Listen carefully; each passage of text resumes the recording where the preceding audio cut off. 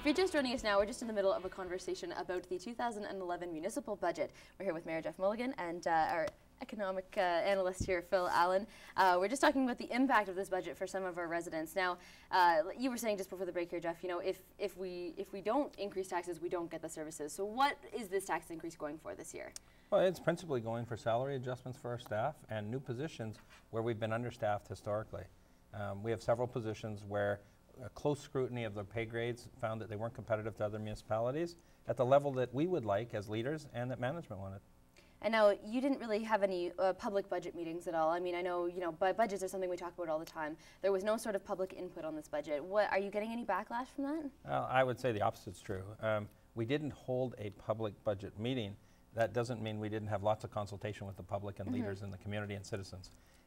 You know, we do that all the time. Every meeting I'm in with every user group, with every individual, with every person we come across in whatever setting. We held, prior to me being elected, public budget meetings, and the only people that came were the press and two other interested parties. Phil, what do you think? Is it important to hold public budget meetings before you deliver a budget like this? No, I think what happens often in public meetings, you get the squeaky wheel. You get more of the ante than you do the forward thinking. And so if you have a bone to pick, you have a tendency to go there. But that person won't be there when their water main breaks because the city hasn't kept up and renewed the older water main. So they'll be the first one to be at City Hall complaining about it. So, you know, there's different ways to gather information. Exactly. Your business community is huge.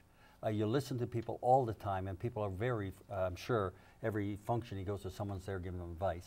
And so, you know, and you just listen. You got all the councilmen that they live in the community. Many of them are working in the community. They've been in the community for a while.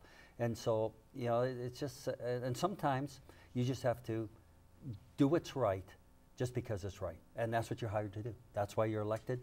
Go do the job. And so I think consultation sometimes is overrated and you do it too much. And let's not forget about social media. I mean, you know, I have 2,500 people read my blog every day. You know, I have Twitter, I have our Facebook page. I am constantly interacting with people online. So because I didn't host a meeting, doesn't mean we didn't engage the publib in a meaningful way. Now, this is the earliest I've ever talked about a budget before. You know, this is just the beginning of February here. How were you guys able to deliver it so early? Well, a number of things.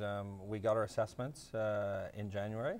We got real assessments. As you know, we switched over to a new assessor. It's not that the other guy was bad, but this guy got the numbers to us, and we were able to go with that piece of the puzzle.